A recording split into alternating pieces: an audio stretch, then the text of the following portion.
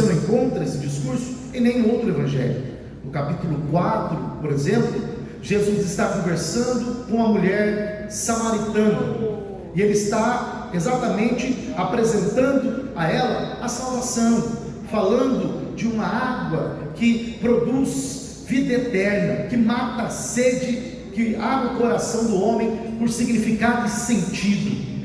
No capítulo 5 e 6, ele está explicando, e isso aqui é um detalhe interessante, porque todos os evangelistas narram a multiplicação dos pães e dos peixes, porém, João é o único evangelista que explica o significado disso. Somente João, no capítulo 6, uma narrativa que inicia no 5, somente João vai descrever o que de fato isso representava. Inclusive, Jesus, conforme João narra, diz assim: vocês comeram do maná no deserto, mas morreram. Os pais de vocês que se alimentaram deste maná no deserto morreram, porque o maná não era o verdadeiro pão celestial que dá vida a todos, mas eu sou o pão vivo que desceu do céu, e todo aquele que se alimenta da minha carne tem a vida eterna e jamais morrerá.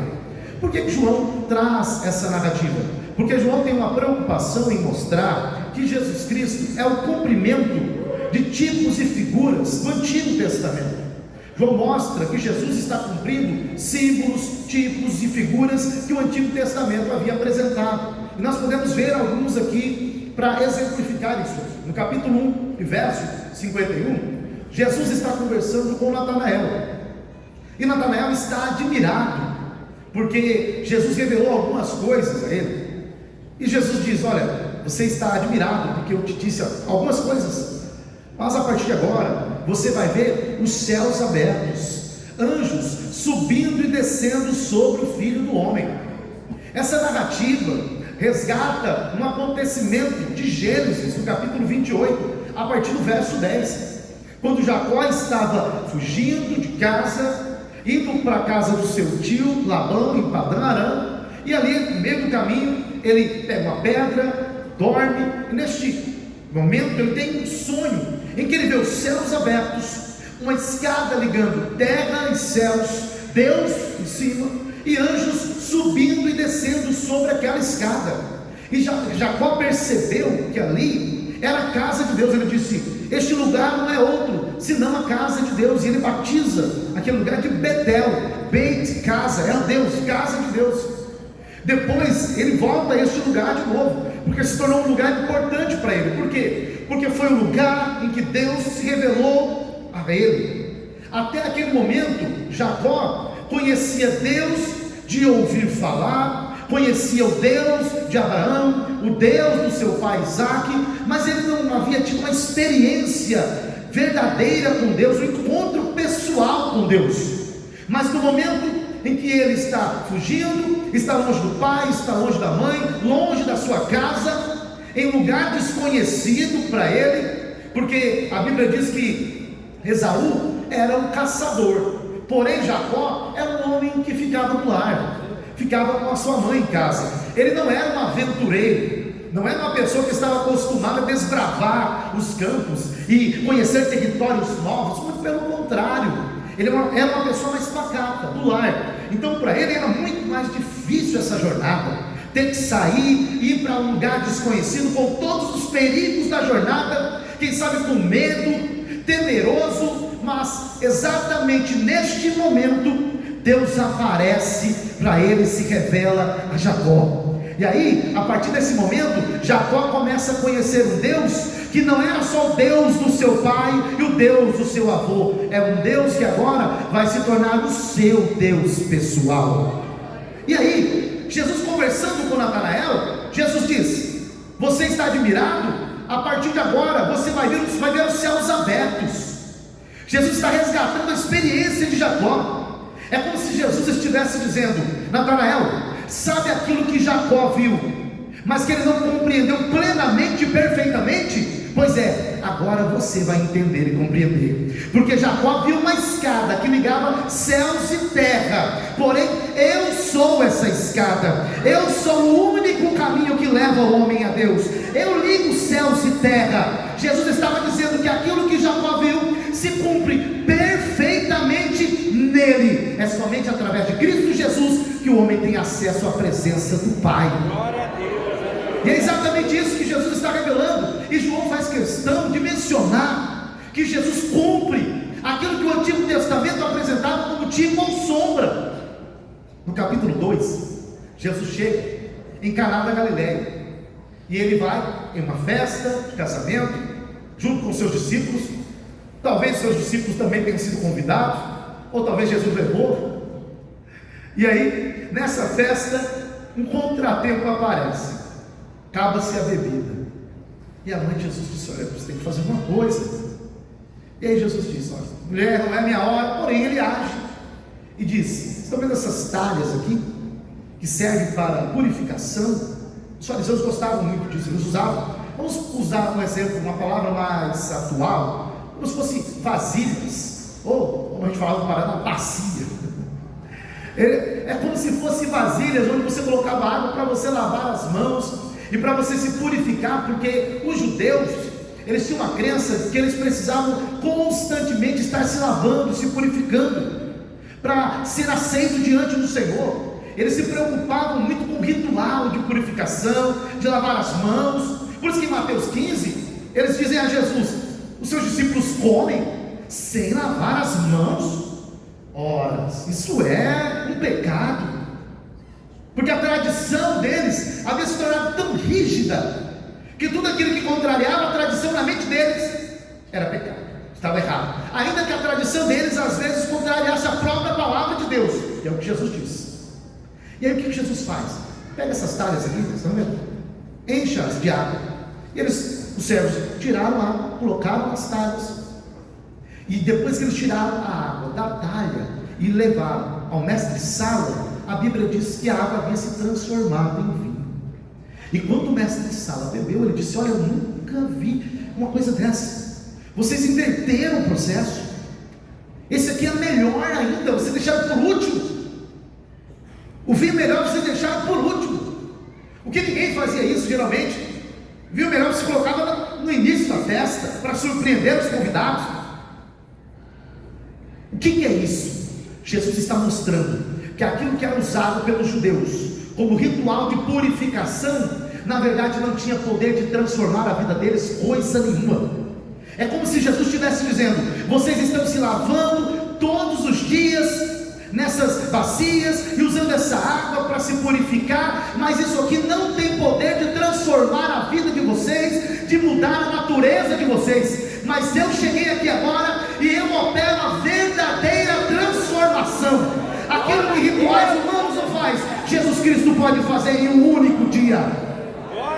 Isso mostra a natureza do ministério de Jesus, porque Jesus Cristo veio para transformar o homem e dar ao homem uma nova natureza, fazer com que o homem nasça de novo. A educação não pode fazer isso, nem o curso superior pode transformar a natureza humana, mas Jesus Cristo vem e ele muda a natureza humana e faz do homem herdeiro da pátria celestial. Jesus estava dizendo: isso aqui que vocês usaram não opera a verdadeira mudança. E sabe o que a gente percebe hoje? Que infelizmente o evangelicalismo está caindo no mesmo erro que muitos judeus ritualistas. Eles ficavam usando elementos materiais para tentar transformar a vida deles como se fosse um amuleto. Então você precisa usar os terafins, amarra na testa com versículos bíblicos, usa a talha para se lavar. Você precisa todos os dias fazer certos rituais. Era algo engessado, formalismo. Não havia uma espiritualidade verdadeira. O coração deles não estava naquilo de verdade. Se tornou para eles rotina, costume. Eles faziam porque já era de costume. Todo dia tem que fazer isso, tem que dar esmola, tem que orar, tem que jejuar. Então a gente faz, por quê? Porque já virou um hábito. Mas não havia um coração verdadeiro, contrito. Em Oséias no capítulo 6 e em Miqueias também no capítulo 6, o Senhor está dizendo: olha, esses sacrifícios que vocês me oferecem, eu não estou recebendo mais. Mas por que o Senhor não recebe? Porque o coração de vocês está longe de mim. Vocês estão aqui no templo, estão trazendo uma oferta, estão trazendo um animal, porém é só para cumprir o protocolo, é só para cumprir a rotina.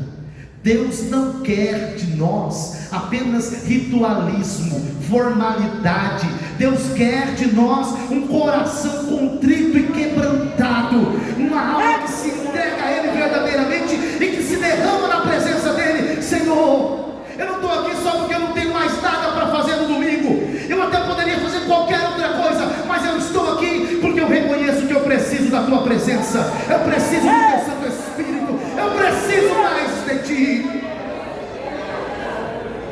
A verdadeira adoração, ela parte do coração que se derrama na presença do Senhor. Não é à toa que a palavra adoração em grego é proskinel, é se prostrar. É quando você vê alguém que é tão reverente, uma pessoa que tem tanta honra, uma pessoa tão digna, que você diz: não, só pegar em sua mão não é suficiente, só beijar a sua mão não é suficiente. Essa pessoa tem uma honra tão grande, uma dignidade tão grande, ela é tão excelsa, que eu tenho que me prostrar. É isso que Apocalipse mostra. Os anciãos, todos assentados, com coroas, pode ser que represente a igreja e o Israel já dos céus, 12 apóstolos, 12 tribos, é possível. Eles olham para o trono, e eles veem a majestade do trono, a majestade daquele que está ali, e eles não conseguem se conter, eles não conseguem permanecer sentados. Eles se levantam, tiram a coroa da cabeça, que já representa a honra conferida, e eles chegam e se prostram diante daquele que está no trono, e colocam a coroa no chão e diz: somente o Senhor é digno de receber a honra, a glória e o louvor. É como se eles estivessem dizendo: nós recebemos isso aqui, mas nós colocamos tudo aos teus pés, Senhor. Quando você coloca tudo aos pés do Senhor, você permanece caminhando e firme, porque Deus te fortalece. Você entende que o verdadeiro rei é Ele, que a verdadeira majestade quem tem é Ele. Mas em uma era de ritualismos, as pessoas preferem símbolos vazios, natimortos, que não tem poder eficaz de transformar a vida de ninguém. É por isso que a gente vê uma geração que estão comprando tantos elementos fúteis, na tentativa de satisfazer um vazio espiritual e de encontrar mudança de vida. Compra-se na internet ou em lojas de utensílios tantas coisas inventadas, artefatos religiosos que não possuem poder nenhum para transformar a vida de ninguém, e as pessoas levam isso para casa e faz disso um amuleto, esperando que isso venha transformar a sua vida. Estão como os fariseus, lavando as mãos todos os dias, porém o coração permanece sujo. Sabe o que Jesus faz? Ele olha e diz assim: antes de lavar as mãos, deixa eu lavar o seu coração primeiro. Glória a Deus, aleluia. Antes de você lavar os seus pés, deixa eu transformar o seu interior primeiro.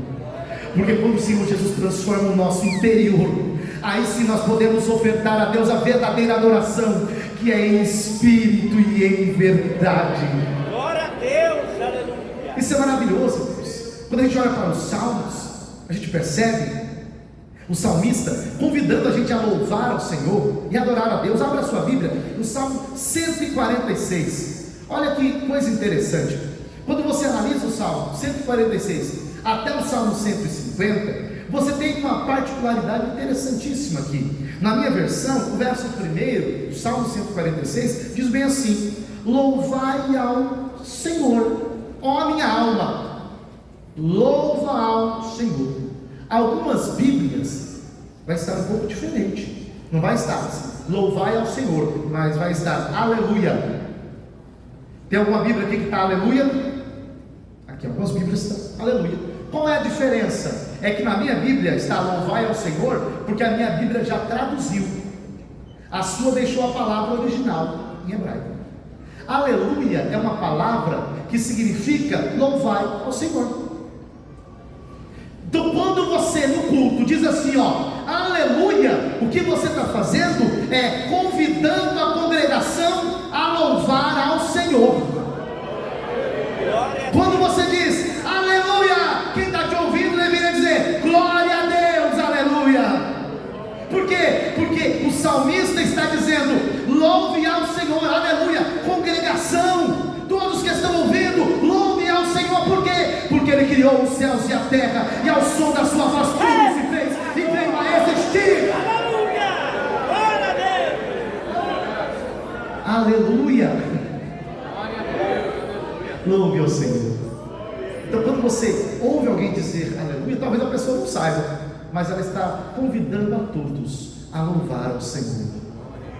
Quando Jesus vem, João apresenta isso, Jesus vem exatamente para cumprir estes símbolos que no Antigo Testamento tinham uma função limitada, eram sombras de coisas futuras. No capítulo 3, por exemplo, nós encontramos Jesus conversando com Nicodemos, no capítulo 3 do Evangelho de João. Só um detalhe: se você ler os salmos que eu mencionei, do 46 ao 150, todos os versos primeiros você vai encontrar a mesma estrutura: louvai ao Senhor, ou aleluia, aleluia, aleluia, certo? São salmos de Halel, convidando a congregação a adorar a Deus.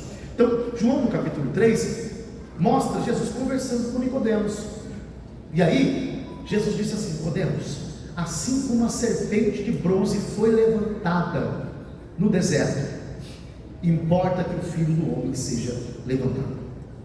O que Jesus está dizendo aqui ao conversar com Nicodemos, quando o povo de Israel estava em meio ao deserto, e o povo começou a murmurar, Deus enviou serpentes ardentes, e o povo começou a morrer, por causa do veneno da serpente. E aí o povo disse: Moisés, clama a Deus por nós, porque estamos morrendo. E aí Moisés disse: Senhor, o povo está perecendo. Deus disse: faça assim, pega uma serpente de bronze, perfeccione uma serpente de bronze em um madeiro, levante-a, porque todo aquele que for picado pelas serpentes ardentes, ele vai chegar e vai olhar para a serpente de bronze e ele será curado. Quem for picado pelas serpentes ardentes, ele vai ter que correr e chegar diante da serpente de bronze, olhar para a serpente de bronze e ele será salvo da morte. A serpente de bronze anulará o efeito pernicioso do veneno das serpentes que estavam espalhadas por ali. Jesus mostra que isso aqui já era um tipo imperfeito daquilo que Jesus Cristo viria fazer perfeitamente. Assim como a serpente de bronze foi levantada e salvou da morte física algumas poucas pessoas do deserto, Jesus Cristo também foi levantado na cruz do Calvário e trouxe salvação para toda a humanidade. Mas não é salvação física apenas, não, é salvação eterna, para viver eternamente com o Senhor Jesus Cristo. Então João mostra exatamente como que Jesus está cumprindo tudo isso. E no verso que nós lemos, a estrutura não é diferente, porque no verso 14 diz assim: e o verbo se fez carne e habitou entre nós. O interessante é que a palavra que habitar entre nós, na expressão usada por João, é um neologismo. Seria exatamente isso, era uma palavra nova que o João utilizou exatamente para explicar o conceito da encarnação. Então, se fôssemos traduzir essa palavra literalmente, ao pé da letra, nós teríamos aqui uma expressão tabernaculou, e o verbo se fez carne e tabernaculou, seria literalmente a expressão. Por quê? Porque aqui João está usando uma palavra que é grega skenosen, que deriva-se da palavra grega skenu. Skenu em grego é tabernáculo, tenda, tabernáculo. Eu vou dar um exemplo para você entender. Imagine que você pega a palavra casa. Casa é um substantivo comum, não é verdade? Não é um verbo, diferentemente de correr, né? Que é um verbo que você pode conjugar. Casa é um substantivo, dá nome a alguma coisa. Aqui João está usando um substantivo, tabernáculo, e está usando ele como se fosse um verbo. Imagina que se eu fosse usar a palavra casa como se fosse um verbo, eu diria: fulano armou casa, ou casaculou. Ficaria estranho aos ouvidos, né? O que João está fazendo é exatamente isso. Jesus tabernaculou. Tabernaculou. Por que essa expressão é importante aqui? Exatamente porque quando o tabernáculo foi levantado do deserto, Deus disse: e habitarei com vocês, porém nele o meu nome. Quando o tabernáculo foi levantado e foi inaugurado, a glória de Deus desceu sobre o tabernáculo e os sacerdotes não conseguiam ministrar, tamanha a glória de Deus naquele lugar. Aquele lugar era visto como a habitação de Deus em meio ao povo, era o lugar do encontro com o Senhor, o lugar da presença de Deus. Depois veio o templo, e 1 Reis capítulo 8, verso 27, na inauguração do templo, Salomão faz uma pergunta: habitaria porventura Deus entre os homens? Habitaria porventura Deus conosco? E Deus disse: eu colocarei aí no templo o meu nome. E quando o templo foi inaugurado, o templo de Salomão, o mesmo aconteceu. A glória de Deus desceu sobre aquele lugar, a glória de Deus manifestou-se no templo. Os sacerdotes não conseguiam ficar em pé, tamanha presença de Deus.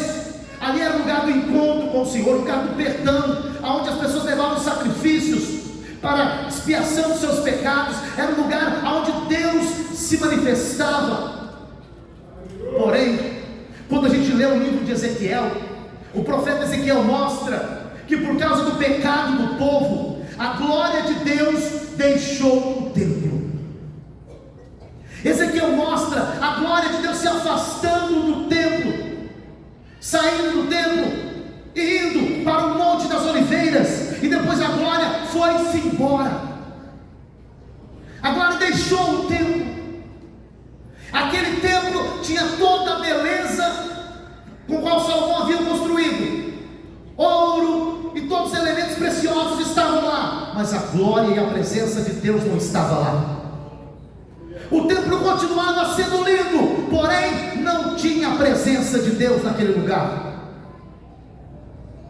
Isso ensina a nós algumas lições. Não adianta nada ter uma casa muito linda, mas não ter Deus habitando nela. Aleluia! Não adianta nada a gente buscar construir tantas coisas, buscar edificar tantas coisas aqui, mas se esquecer que se a presença de Deus não estiver conosco, a nossa vida não tem sentido nenhum. Quando a gente olha Apocalipse, no capítulo 3, o Senhor dizendo à igreja de Laodiceia: eis que estou à porta e bato. Se alguém ouvir a minha voz, abrir a porta, entrarei em sua casa. Eu acho isso muito interessante, porque o Senhor está dizendo, falando a uma igreja, se alguém ouvir minha voz e abrir a porta. Tudo indica que Jesus não estava fora só da igreja, mas da casa das pessoas. Por quê? Porque Jesus disse: se alguém abrir a porta, entrarei em sua casa e cearei com você. A igreja de Laodiceia não tinha Jesus no culto, porque eles também não tinham Jesus em casa. Eles não tinham Jesus em casa, não tinham Jesus no culto, porque está relacionado. Era uma igreja, os irmãos estavam tão preocupados com tantas outras coisas. Tinha os melhores colírios, os melhores bancos, tinha as melhores vestes, mas não tinha Jesus. Não tinha Jesus em casa, não tinha Jesus na igreja, e Jesus estava do lado de fora dizendo: se alguém ouvir, é porque ele já estava falando, mas parece que ninguém estava ouvindo, porque a porta estava trancada. Não adianta nada você vir aqui para o culto com as melhores roupas, porém quando você chega na sua casa, você não tem Jesus lá. Lá na sua casa o seu comportamento é de alguém que não tem Cristo. Quem tem Jesus na vida, tem Cristo em todos os lugares, no seu lar, no seu trabalho, na igreja, aonde quer que nós estejamos. Glória a Deus! Não existe essa dicotomia na vida cristã. Eu não posso ser um adorador verdadeiro no templo, mas quando eu estou lá fora, eu sou infiel, caluniador. A minha vida mostra que eu sigo padrões humanos. Não é assim. Quem é transformado verdadeiramente por Jesus, reflete isso em todos os lugares.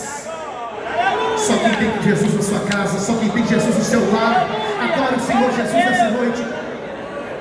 Glória a Deus, aleluia! Ele não é um Deus somente do templo, Ele é o Deus que quer fazer um templo lá no seu lar, um santuário na sua casa, morada com você.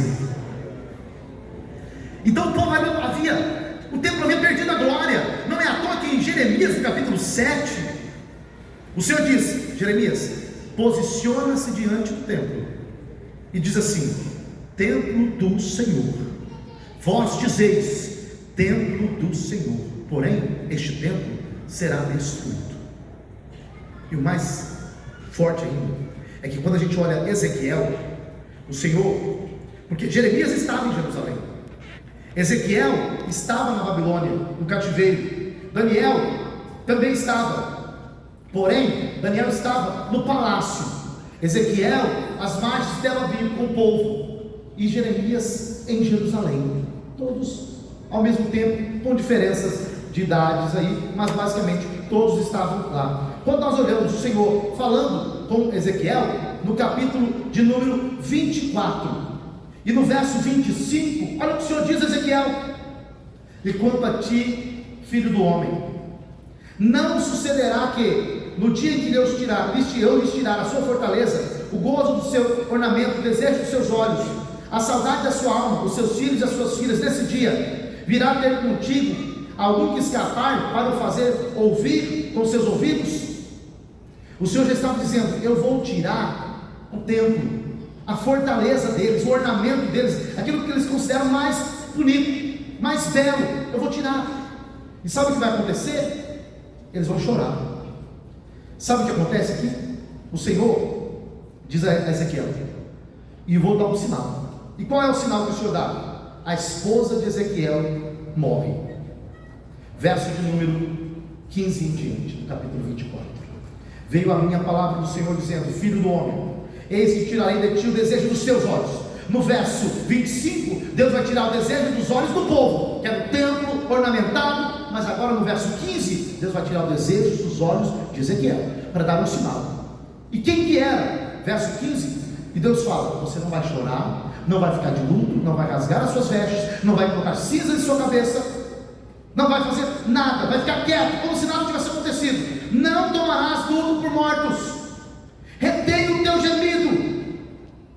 Aí no verso 18 diz assim: e falei ao povo pela manhã, e à tarde morreu minha mulher.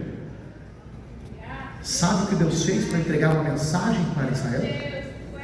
Deus recolheu a esposa de Ezequiel. Deus disse a Ezequiel: eu vou fazer um sinal aqui.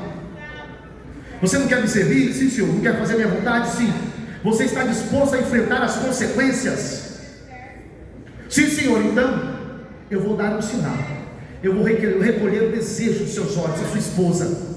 E você não vai poder chorar, não vai poder ficar de luto, não vai rasgar as vestes, vai ficar como se nada tivesse acontecido.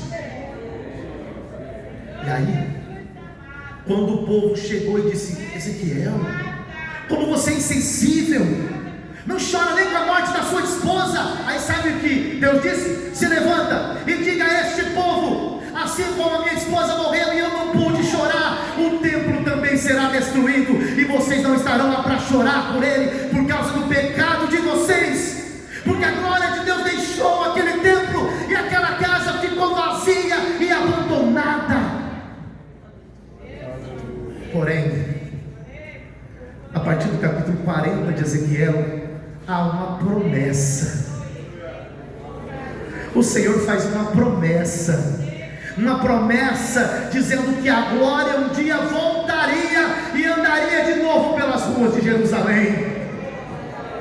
A cidade que foi abandonada, essa cidade um dia de novo veria a glória do Senhor.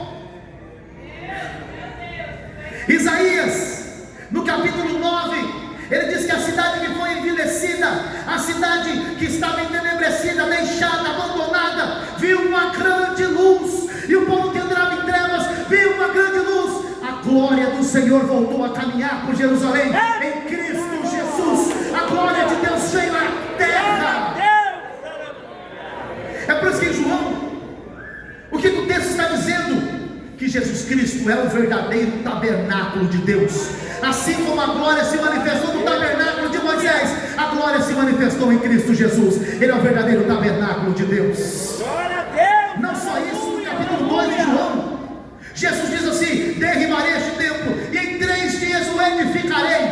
Os judeus falaram: como? Se demorou 46 anos. Aí João diz: mas ele falava do templo do seu corpo. O que João quer mostrar é: Jesus é o verdadeiro templo de Deus. Ele é o verdadeiro tabernáculo de Deus. É o lugar em que a glória se manifesta. É o lugar do encontro com Deus, da revelação da glória de Deus. Você não precisa mais pegar um animal e ir lá para o sacerdote sacrificar. É só você ir até a Jesus Cristo. E em Jesus Cristo você tem acesso à presença do Pai. Você tem acesso à presença de Deus. Você é perdoado, é redimido, é lavado. Aquilo que o templo não fez, Jesus Cristo sozinho faz. Promove a verdadeira transformação. Aquilo que os rituais do Antigo Testamento não fizeram, Jesus Cristo faz.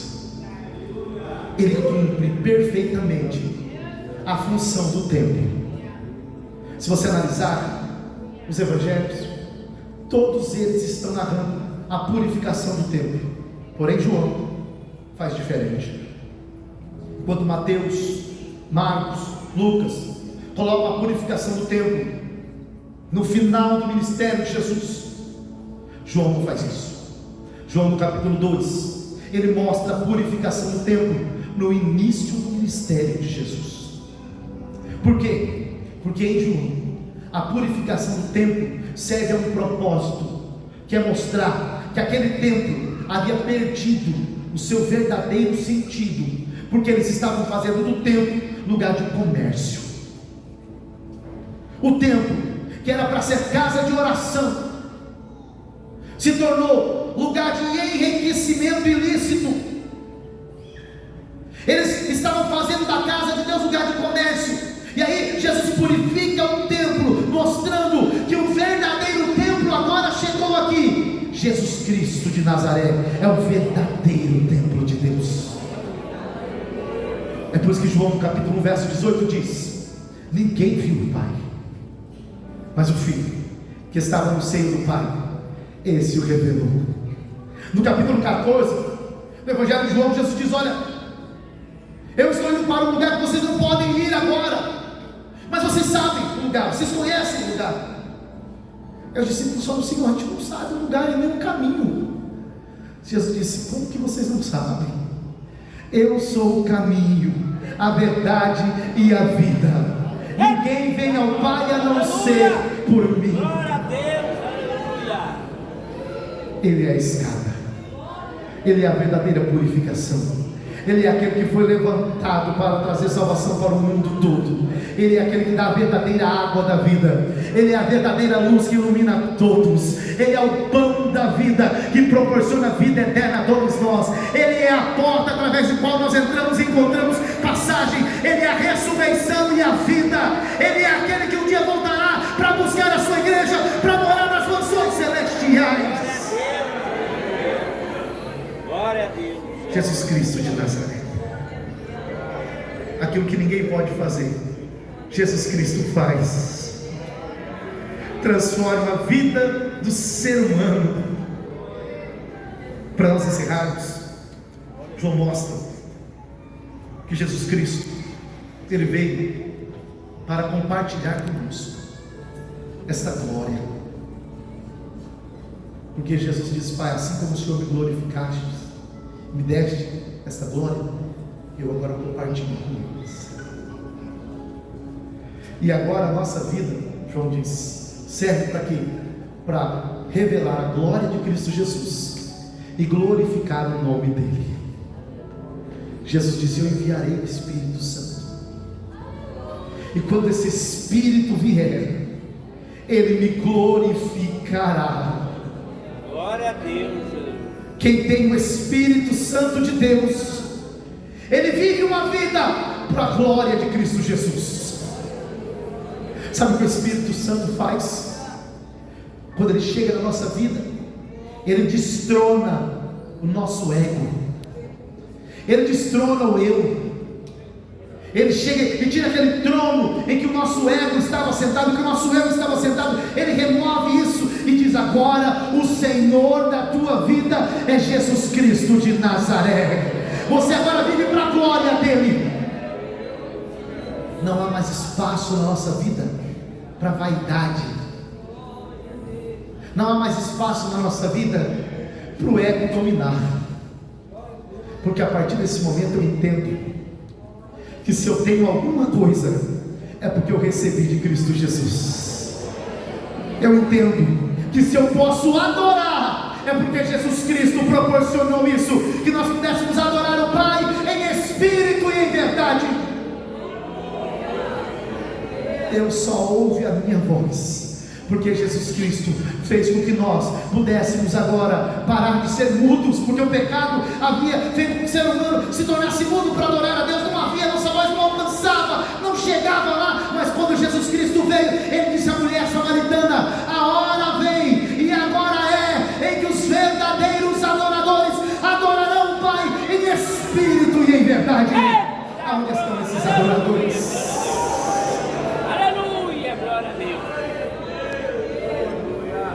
Termina muito bonito.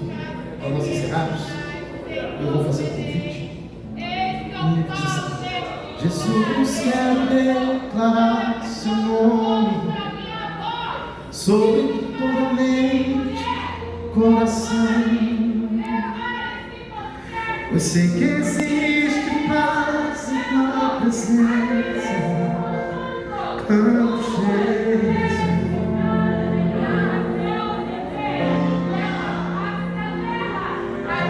Jesus, quero declarar teu nome. Pelos vícios desta geração, declaro o nome de Jesus. Você que talvez ainda não fez uma aliança com o Senhor, hoje é o dia, a hora é agora. O Senhor quer fazer uma aliança contigo, uma aliança eterna. Você que está em casa, ouvindo essa mensagem, talvez você é um templo que possui toda uma aparência, mas que não tem vida. O Senhor hoje quer habitar ali, fazer uma obra na sua vida. Já temos uma pessoa